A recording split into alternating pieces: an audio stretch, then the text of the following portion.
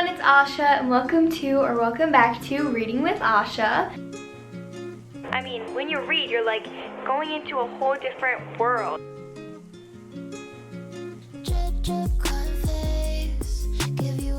So for today's video, I know it's a little bit late because it's a couple of days into August, but I'm going to be showing you all the books that I read in July, which is just crazy that it's August now. I just can't believe I'm filming this video, honestly, and I want to read so many books in August before I go back to school because obviously I'm going to be busy. I hope I'm not too busy to read as much as I have been. But yeah, this month started off pretty strong because I did the 24-hour reading challenge, so I read like a good amount of books in one day. And then after that, I had a little bit of a slump, and near the end of the month, I started reading the Crescent City series, which the books are like 700 pages each. And I also, in case you noticed, on my arm and stuff, it looks really bad, I'm sorry, but I got poison ivy. It's actually dried up now, but I get it really severely, so I started having to take medication, which makes me really tired, and obviously it's kind of hard to read a 700-page book when you're really tired all the time. So that's kind of what it's been like the past couple of weeks. Haven't really got too much reading done, but definitely started off this month strong. I think I read 8 or 9 books in total because one of them was a reread of like a poetry book. But I'm gonna tell you guys all about what I read this month, my ratings, and how I felt about it and everything like that. So let's get right into it. So the first book that I read this month, I actually read on my Kindle, so I don't have the physical copy to show you, and that is The Summer of Naked Swim Parties. This is by Jessica Anya Blau. Not sure if I'm saying her name correctly, but she is the author of Mary Jane, which is a book that I absolutely love, definitely one of my favorites for the year.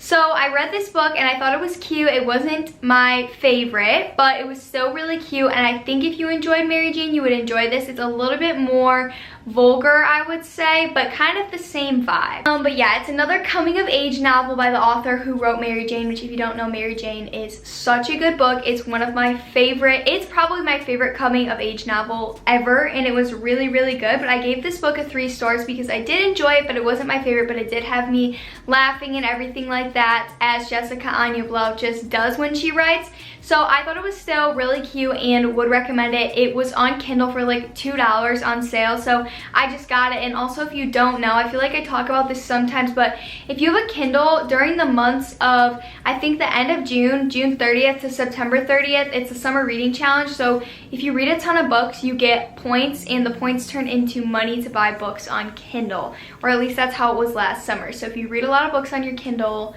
that's just a great thing to use, and they can be from Kindle Unlimited or whatever. So that's the first book that I read this month. The next book I read was one that was so incredibly hyped up and I heard so much about, and I waited to get it because I had ordered it from Books A Million like 4 months ago, and it didn't come after like 2 months of ordering it, and I was so confused.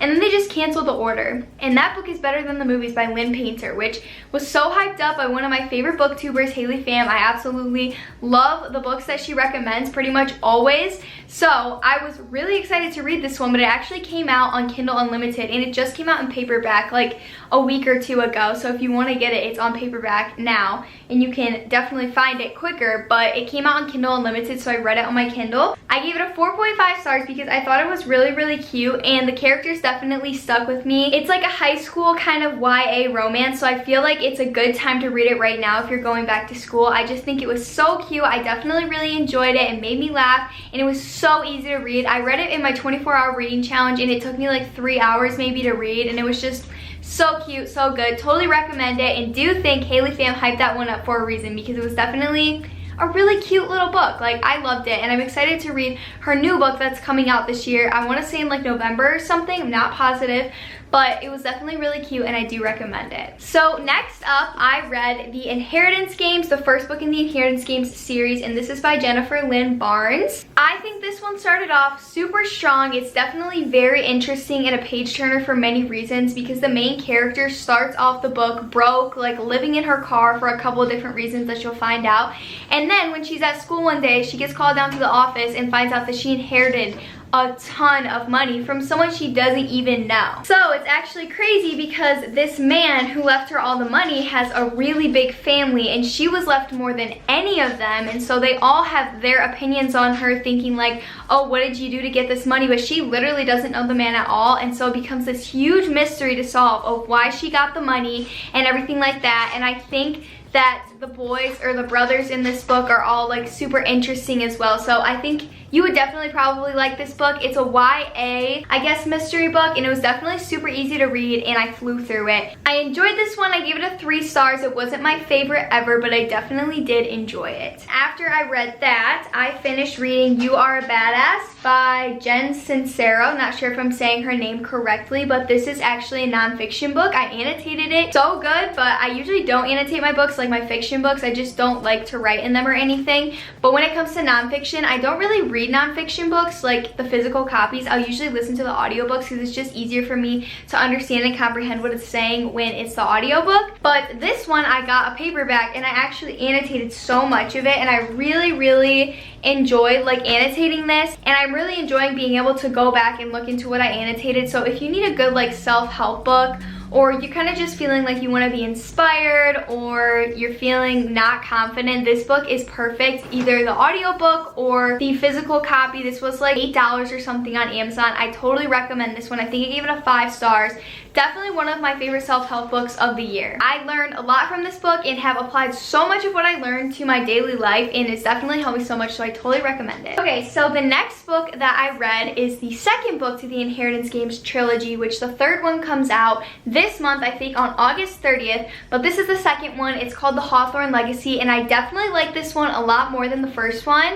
I gave this one a 4.5 out of 5 stars because it just had so many more interesting topics, and also the subplots and whatnot of romance were all just kind of coming together. There is just so many crazy things about this book, and this author did such a great job at putting everything together, because some things you just don't understand and then it all comes back together at the end. I just can't imagine writing a book like this. I would get so confused, but it was so good and definitely kept me hooked and on edge, ready to turn the next page while I was reading it. So I really enjoyed this one, and I'm very excited to read the final one, which is called The Final Gambit, I believe. But yeah, also I really love the covers of these books. I just think that they're so cute and cool, and they look nice on my shelves. The next book that I read, I don't actually have the physical copy of because I'm lending it to my older sister right now, but it's One True Loves by Taylor Jenkins Reid, which was one of my most anticipated books to read last month, and I really wanted to read it last month. It is so good, so interesting. I gave this book a 5 stars. It's so good, just an absolute page turner, and Taylor Jenkins Reid has yet to fail me. I loved every single one of the books that I've read by her. It was just so beautifully written in so many different ways, and I don't really like to know the synopsis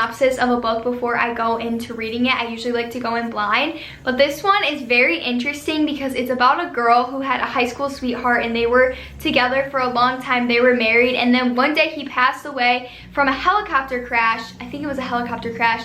And then she's with a new guy like 10 years later, and she gets a call that he's still alive, and he calls her and he's like, hey, I'm coming home. So it's kind of crazy, but it was really good and very interesting, so I definitely recommend that one. The next book that I read this month was Funny You Should Ask by Alyssa Sussman. I gave this one a 3.5 stars. Super easy to read, and the ending added like a 0.5 stars on for me. I think a lot of people enjoy the concept of this book because it's kind of like a celebrity romance, like a celebrity with a normal person, I guess, kind of romance, and I think a lot of people like that. It wasn't my favorite ever to read, but I did think it was really cute, easy. It's a pretty small book too, so if you're looking for a cute little lighthearted romance, this is definitely a good option. And I also wanted to say that I think Alyssa Sussman is a wonderful writer. Okay, so the last book that I read this month actually just came out yesterday, which was August 2nd, and this is Hello Goodbye by Kate Stallenwerk. I'm not sure if I'm saying her name correctly,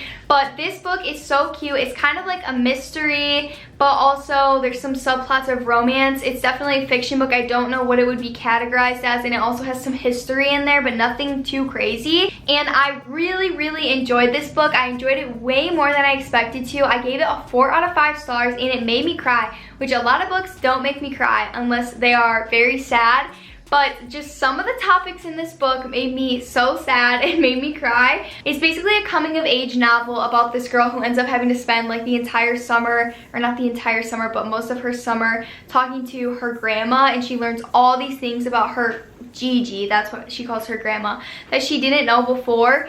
And she learns so many different things and ends up like uncovering this mystery, and there's a new romance aspect in it with someone who her grandma knows and likes too. So it was just so cute. And if you like a coming of age story, like if you liked Mary Jane, I guarantee you'll probably like this one too. This was an arc that I received, my first arc ever, and I'm very, very excited about that. And I actually loved it so much and would highly recommend it. And if I didn't, I wouldn't tell you that. So those are pretty much all the books that I read this month, because I started reading Crescent City House of Earth and Blood near the end of the month, and that's kind of right when I got the Poison Ivy and everything. So I haven't read a ton because I've just been super busy, but I'm definitely hoping to finish that book and the second one like in the next few weeks, because they are big books, like huge, like 700 to 800 pages for each book, and it's very good. But again, this Poison Ivy medication is just making me very tired and stuff. So anyways, that's all the books that I read this month. I hope you guys had a good reading month in July. Let me know some of the books in your TBR for August, and let me know if you want me to make a August TBR video, because I've never done one of those, but recently I've kind of been thinking about it, and I feel like I won't really stick to it that much, but I definitely have some books that I want to read in August for sure. So maybe I'll make one of those. If you guys are interested, just let me know. Maybe I'll make it an extra video or something like that. Thank you guys so much for watching this video. I love you so much, and I will see you in my next video. Happy reading, and I will see you soon.